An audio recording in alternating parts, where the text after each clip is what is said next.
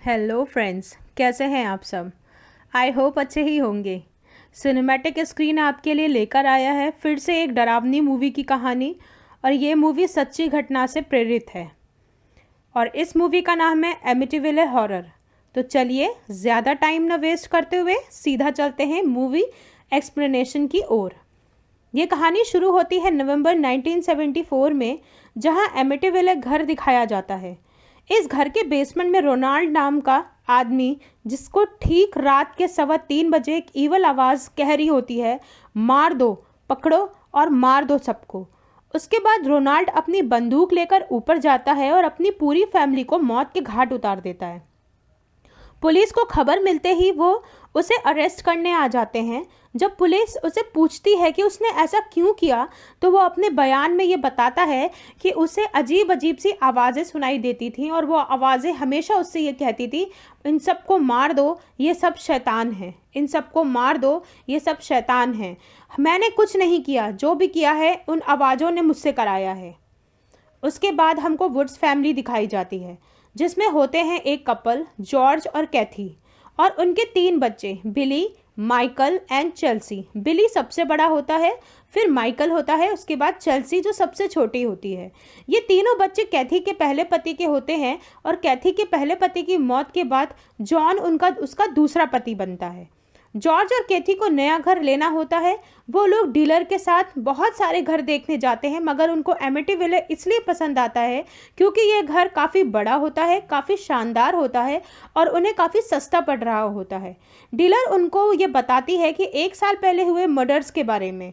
कैथी ये सब सुन के थोड़ा सा डरती है, मगर जॉन उनसे कहता है कि देखो, घर किसी को नहीं मारता, लोग किसी वजह से एक दूसरे को मारते हैं, और ऐसा ख्याल मत लाओ, नहीं तो यह शानदार घर हमारे हाथों से निकल जाएगा। जॉर्ज और कैथी वो दोनों मिलके उस घर को खरीद लेते हैं। उसके बाद वो लोग वहाँ पे शिफ्ट हो जाते हैं। बच्चे भी घर देख के बहुत एक्साइटेड होते हैं क्योंकि वो घर बहुत ही शानदार होता है। रात में कैथी जब अपने बच्चों को सुलाने उनके कमरे में जाती है, तो बिली जो सबसे बड़ा बेटा होता है, वो कैथी से कहता है कि माँ, क्या आपको लगता है कि जॉर्ज हमारे कभी पिता की जगह ले पाएगा? तो कैथी उसे समझाती है कि देखो, जॉर्ज सिर्फ तुम लोगों का एक अच्छा फ्रेंड बनना चाहता है, इससे ज़्यादा कुछ भी नहीं, और इतना मत सोचो और सो जाओ। उसके बाद बिली सो जाता है, मगर कैथी और बिली की बात जॉर्ज सुन लेता है और वहाँ से फ़ौरन चला जाता है। अपने रूम में पहुँचने के बाद जॉर्ज को बहुत तेज़ ठंड लगने लगती है, तो वो बेसमेंट में जाता है हीटर ऑन करने के लिए। हीटर ऑन करते वक्त उसको एक घड़ी दिखाई देती है जिसपे 3:15 बजे होते हैं, और घड़ी की तरफ देखने के बाद ही उसको एक अजीब अजीब सी आवाज़ें भी आती हैं, जिसको जॉर्ज नज़रअंदाज कर देता है और अपने कमरे में वापस आ जाता है। उसके बाद जॉर्ज और कैथी इंटीमेट हो रहे होते हैं, तो जॉर्ज को एकदम से एक लड़की का भूत सीलिंग से लटकता हुआ दिखता है, जिससे वो बहुत ज़्यादा डिस्टर्ब हो जाता है और कैथी को हटने के लिए बोल देता है। अगली सुबह कैथी चेल्सी के रूम में जाती है, तो वह दूर से देखती है कि चेल्सी किसी से बात कर रही होती है। वो चेल्सी से पूछती है कि तुम किससे बात कर रही थी, तो चेल्सी कैथी को बताती है कि वो जोडी से बात कर रही थी। जोडी जो है वो रोनाल्ड की छोटी बहन थी, जिसका मर्डर रोनाल्ड ने उस दिन किया था। तब से उसकी आत्मा इस घर में भटक रही थी और वो आत्मा सिर्फ चेल्सी को ही दिखाई दे रही थी। उसके बाद जॉर्ज जब लकड़ियां काट रहा होता है, तो माइकल उसके पास आता है लोहे का एक औजार लेकर, और वह बताता है कि उसे ये सामान बेसमेंट से मिला। जॉर्ज बहुत ज़्यादा नाराज़ हो जाता है और माइकल से कहता है कि ऐसा है, अब तुम दोबारा बेसमेंट में मत जाना, मैंने वहाँ पर अपना ऑफिस बना रखा है। ये सुनकर माइकल को बहुत बुरा लगता है और वो तुरंत कैथी के पास चला जाता है। थोड़ी देर बाद चेल्सी नहीं मिलती, तो जॉन और कैथी परेशान हो जाते हैं और उसको ढूंढने लग जाते हैं। तभी बोर्ड हाउस से उसके डॉग की भौंकने की आवाज़ आती है और वो लोग भागकर वहां पहुंचते हैं। वह देखते हैं कि चेल्सी बोर्ड पर खड़ी है और बस पानी में कूदने ही वाली थी कि जॉर्ज उसे बचा लेता है। कैथी उससे पूछती है कि तुम यहाँ पर क्या कर रही हो? वो बोलती है कि मैं जूडी को अपना बोट हाउस दिखाने लाई थी। कैथी को यह बहुत अजीब लगता है, लेकिन वो जॉर्ज के सामने उस बात को नज़रअंदाज कर देती है। जॉर्ज उस बोट हाउस को लॉक करके सोने निकल जाता है। रात को माइकल टॉयलेट करने जाता है, तो उसको डरावनी आवाज़ सुनाई देती है, और जब वो हाथ धोने के लिए टैप खोलता है, तो टैप में पानी की जगह खून आ रहा होता है और उसके पास एक बहुत ही डरावना भूत खड़ा होता है। माइकल चीखता हुआ भागता है और अपने रूम में जाकर चादर ओढ़ के सो जाता है। रात को 3:15 घर की सारी विंडोज अपने आप खुल जाती हैं और जॉर्ज उठ जाता है। वह बच्चों के रूम में जाता है जहां वह देखता है कि वह गन लेकर खड़ा है और उसने अपने सारे बच्चों को शूट कर दिया और बाद में अपने आप को गोली मार दी। तभी उसकी नींद खुलती है और वो ये जान पाता है कि उसने एक सपना देखा था। उसके बाद वो एक विंडो के पास आता है जहाँ पे वो देखता है कि बोट हाउस का दरवाज़ा खुला हुआ है। उसे लगता है कि कहीं चेल्सी फिर से तो वहाँ नहीं चली गई और वो वहाँ जाता है, मगर उसको चेल्सी नहीं दिखाई देती। उसका कुत्ता बहुत ज़ोर ज़ोर से पानी की तरफ देख के भौंक रहा होता है। जॉर्ज को लगता है कि कहीं ऐसा तो नहीं कि चेल्सी पानी में कूद गई, और वो पानी में छलांग लगा देता है। पानी में ढूंढने के बाद भी उसे चेल्सी वहाँ नहीं मिलती, और जब वो ऊपर आता है और विंडो की तरफ देखता है तो देखता है कि चेल्सी उस विंडो से उसे झांक रही है जिसके पीछे जूडी का भूत खड़ा हुआ है। वो भागकर चेल्सी के रूम में आता है, लेकिन देखता है कि चेल्सी तो सो रही है और जूडी की भूत को किसी ने सीलिंग से ऊपर पकड़ रखा है। लेकिन चेल्सी का भूत उस समय जॉर्ज को बिल्कुल भी दिखाई नहीं देता और वो वापस अपने कमरे में आ जाता है। अगले दिन जॉर्ज जब अपने बेसमेंट में जाता है तो कुत्ता एक दीवार के पास खोद रहा होता है और जोर जोर से भौंक रहा होता है। तब जॉर्ज को कुछ शक सा होता है कि इस दीवार के पीछे कुछ तो है। तभी कैथी आती है और जॉर्ज से कहती है कि तुम ठीक तो हो, मगर जॉर्ज उसके साथ बहुत ही अभद्र व्यवहार करता है और उससे कहता है कि तुमको पता है कि मैं कितने दिन से सो नहीं पाया हूँ, तुम चली जाओ यहाँ से। कैथी को ये बहुत बुरा लगता है सुनकर कि जॉर्ज उससे इस तरह से क्यों बिहेव कर रहा है। अगले दिन जॉर्ज बिली को लेकर लकड़ियाँ खरीदने जाता है और वापस आकर सारी लकड़ी बिली को अकेले ही उठाने को बोलता है। उधर कैथी जब किचन में होती है तो वो देखती है कि उसके पीछे से कोई साया गलाया है। वो पलट कर देखती है तो वहाँ पे कोई नहीं होता और रेफ्रिजरेटर पर अल्फ़ाबेट्स जो होते हैं मैग्नेट वाले, उसमें लिखा होता है catch M and kill them. उसको लगता है कि ये काम जॉर्ज ने किया है। वो जॉर्ज को बुला के लाती है और जैसे रेफ्रिजरेटर की तरफ दिखाती है तो वहाँ पे वो सारे अल्फ़ाबेट शफल हुए होते हैं और कुछ भी नहीं लिखा होता है, जिससे कैथी को ये लगता है कि हो सकता है कि ये मेरा एक वहम हो। रात को कैथी और जॉर्ज डेट नाइट पर जाने वाले होते हैं और बच्चों के लिए उन्होंने बेबी सिटर बुलाई होती है। बिली मना करता है और हमको बेबी सिटर की ज़रूरत नहीं है, मगर जब वो बेबी सिटर वहाँ आती है तो बिली उस पर लट्टू हो जाता है क्योंकि वो बहुत सुंदर होती है। बेबी सिटर का नाम लीसा होता है। लीसा बोलती है कि ये इस घर में तो मैं पहले भी आई हूँ, क्योंकि मैंने यहाँ पे जो फैमिली रहती थी उनके लिए बेबी सिटिंग का काम कर रखा है। इसके बाद जॉर्ज और कैथी डेट पर चले जाते हैं और काफ़ी इंजॉय करते हैं। वहाँ लीसा बिली को बताती है कि रोनाल्ड डेफॉय को इस घर में अजीब अजीब सी आवाज़ सुनाई देती थी। वो आवाज़ें उसे उसकी फैमिली को मारने के लिए कहती थी। पहले रोनाल्ड ने अपने डॉग को मारा, उसके बाद उसने अपनी पूरी फैमिली को मौत के घाट उतार दिया, क्योंकि रोनाल्ड को ये लगता था कि वो सब डीमंस हैं। ये सब बताने के बाद वो चेल्सी के रूम में जाती है और कहती है कि यहाँ पे ये जोडी का कमरा हुआ करता था, जो कि रोनाल्ड की छोटी बहन थी और रोनाल्ड ने उसे बहुत बेरहमी से मारा था और उसकी बॉडी इस क्लोजेट में मिली थी। चेल्सी कहती है लीजा से कि जोडी ने मुझे बताया है कि तुम बहुत गंदी बेबी सिटर हो। इसे सुनकर लीजा कहती है कि वो तो मर चुकी है और वो ये सब कैसे कह सकती है। तभी बिली कहता, मैं तुम्हें एक डेयर देता हूँ, तुम इस क्लोजेट में जाके दिखाओ।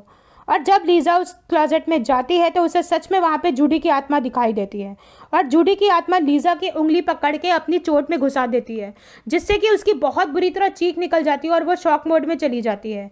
बच्चे इतना डर जाते हैं कि वो तुरंत एम्बुलेंस को कॉल करके वहाँ पे आने के लिए बोलते हैं। इतने में जॉर्ज और कैथी वहाँ आ जाते हैं। वो लीसा की हालत देखकर सन्न रह जाते हैं। जॉर्ज को लगता है कि बच्चों ने ही कुछ ऐसा किया होगा और वो शॉक मोड में चली गई और वो उन्हें बहुत बुरी तरह डांटने लगता है। फिर कैथी चेल्सी के रूम में जाती है और पूछती है कि वहाँ पर ऐसा क्या हुआ था। तो चेल्सी उन्हें बताती है कि जोडी ने ही लीसा को हर्ट किया है, क्योंकि जोडी को लीसा अच्छी नहीं लगती और वो ये भी कहती है कि जॉर्ज एक अच्छा आदमी नहीं है, ऐसा जोडी ने मुझे बोला है। अगले दिन जॉर्ज लकड़ी काट रहा होता है और वो अब हमेशा गुस्से में रहने लगता है। वो बिली को लकड़ी को रखने के लिए बोलता है, जिससे रात हो जाती है और बिली बहुत थक जाता है। रात को खाने की टेबल पे कैथी जॉर्ज पर गुस्सा करती है और जब जॉर्ज अपने बेसमेंट में वापस जा रहा होता है तो वो बिली और माइकल की बात सुन लेता है, जिसमें वो लोग जॉर्ज पे गुस्सा कर रहे होते हैं और उसे गालियाँ दे रहे होते हैं। तभी दीवार के पीछे से एक डेमोनिक आवाज़ आती है और वो आवाज़ कहती है कि उन्हें मार डालो। जॉर्ज उस दीवार के पार जाता है तो वो ये देखता है कि वहाँ पे खून की नालियाँ हैं और जॉर्ज खुद एक खून से लटपट वहाँ पर लेटा हुआ है। लेकिन एकदम से वो आँख खोलता है और देखता है कि वो एक सपना देख रहा था। उसके बाद वो बाथ टब में नहाने जाता है तो उसे एक इविल स्पिरिट अंदर खींचने लगती है और डुबाने लगती है, लेकिन जब तक कि कुछ होता तब तक कैथी आकर उसको बचा लेती है। अगले दिन कैथी उसे डॉक्टर के पास लेके जाती है और टेस्ट की सारी रिपोर्ट्स नॉर्मल होने के बाद डॉक्टर उसे सजेस्ट करता है कि क्यों ना तुम एक साइकाइट्रिस्ट को अपने आप को दिखा लो।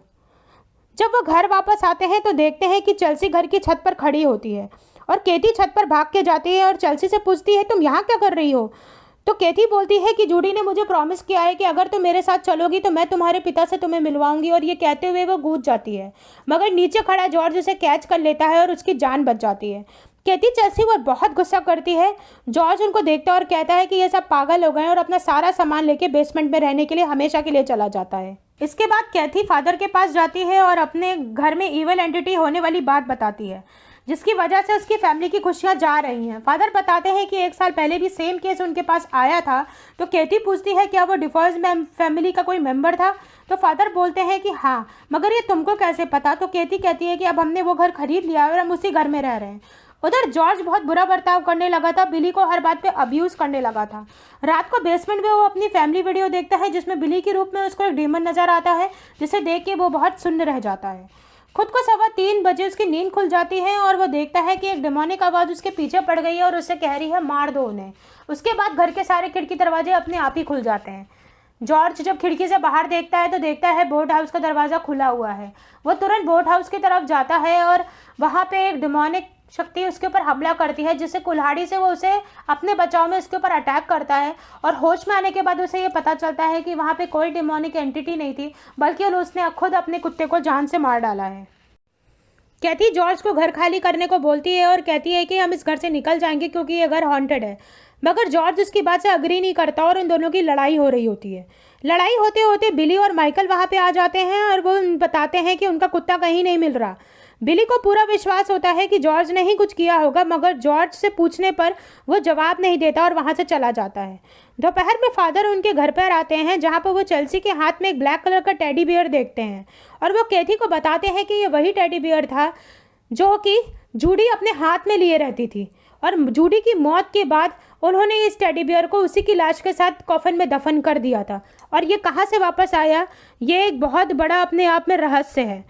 इसके बाद फादर उस घर के अंदर जाते हैं और जैसे ही होली वाटर स्प्रे करने लगते हैं वो इवेपोरेट होकर हवा में गायब हो जाता है और पक्षियों का झुंड फादर पर अटैक कर देता है और एक बहुत भयानक डरावनी आवाज़ फादर को कहती है कि तुम इस घर से चले जाओ, नहीं तो तुम्हें जान से मार दूंगा। फादर अपनी जान बचा के बिना बताए किसी तरीके से वहाँ से भाग जाते हैं।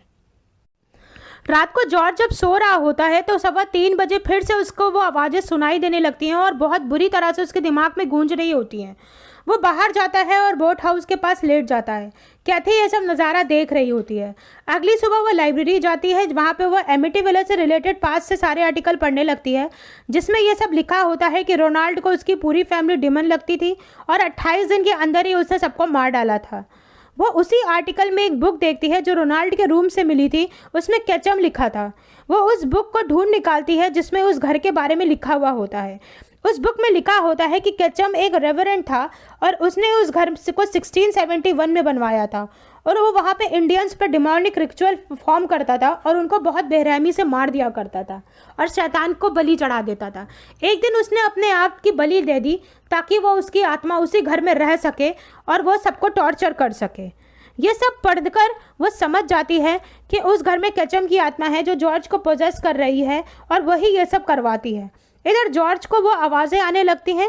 वो बेसमेंट की दीवार तोड़ देता है और अंदर जाता है और वहाँ देखता है कि एक सेल है जहाँ पे लोगों को टॉर्चर किया जा रहा है। वो एक रूम में जाता है, वहाँ पे उसको केचम दिखाई देता है और केचम उसके सामने चाकू लेता है और अपना गला काट देता है और उसका सारा ब्लड जॉर्ज के ऊपर गिर जाता है और इसी के साथ जॉर्ज पूरी तरह से केचम के उसमें पोजेस्ड हो जाता है। इधर कैथी फादर से मिलने जाती है और फादर से पूछती है कि आप उस दिन बिना बताए क्यों आ गए। तो फादर बताते हैं कि तुम्हारे घर में जो इवल स्पिरिट है वो बहुत शक्तिशाली है और मैं उसका सामना नहीं कर सकता। यह सुनकर कैथी अपने घर में आती है और वो जॉर्ज को बोट हाउस में पाती है और जॉर्ज उसको मारने की कोशिश करता है, लेकिन कैथी किसी तरह भागने लगती है। उधर चेल्सी बेसमेंट में आती है और वहाँ पे अपनी फैमिली के नाम की कॉफिन्स देख के वो डर जाती है और अपनी माँ को बुला के लाती है। कैथी उसी वक्त ये डिसाइड करती है कि अब हम यहाँ पे नहीं रहेंगे, हमको यहाँ से फ़ौरन भागना होगा। इधर जॉर्ज शॉटगन लेकर उनका पीछा करता है और केचम की आत्मा पूरे घर के विंडो और डोर्स को लॉक कर देती है। ये सब लोग खिड़की तोड़कर घर की छत से बाहर भागने की कोशिश करते हैं, मगर जॉर्ज वहाँ भी आ जाता है। तभी बिली अपना दिमाग लगाता है और एक लोहे की रॉड से उस पर हमला कर देता है और जॉर्ज ज़मीन पर गिर जाता है। वो लोग नीचे उतरते हैं और भागने वाले होते हैं कि जॉर्ज वहाँ पे फिर से आ जाता है और वो कुल्हाड़ी को लेकर केटी के पेट में घुसा देता है। केटी शॉटगन लेती है और बहुत ज़ोर से जॉर्ज के सर में मार देती है, जिससे वो ज़मीन पे गिर के बेहोश हो जाता है। वह लोग जॉर्ज को बांध कर किसी तरह घसीट के बोट हाउस में लाते हैं और बोट में बैठा के उस बोट चला के दूर निकल जाते हैं। जॉर्ज को जब होश आता है तो वो ठीक हो चुका होता है और वो कैथी से कहता है कि जल्दी करो, हम यहाँ कभी नहीं आएंगे। केवल 28 दिन के अंदर वुड्स फैमिली भी एमिटीविला छोड़कर चली जाती है और कभी वापस ना आने का फैसला करती है और बहुत कम दाम में वो मकान बेच देती है। फिर हमको जूडी की आत्मा दिखाई जाती है, जो केचम की आत्मा उसको बेसमेंट में खींच लेती है और उस घर का सारा सामान नॉर्मल हो जाता है। और इसी के साथ ये सीन कट होता है और मूवी यहाँ पे एंड हो जाती है। तो दोस्तों, ये थी एमिटीविले हॉरर की पूरी कहानी। आई होप आपको ये मूवी की एक्सप्लेनेशन पसंद आई होगी, और अगर आपको मेरी एक्सप्लेनेशन पसंद आई हो तो प्लीज़ सब्सक्राइब करिएगा और लाइक का बटन ज़रूर दबाइएगा। Thank you so much. तब तक के लिए अपने घर पे रहिए, सही रहिए और सुरक्षित रहिए। Take care, bye bye.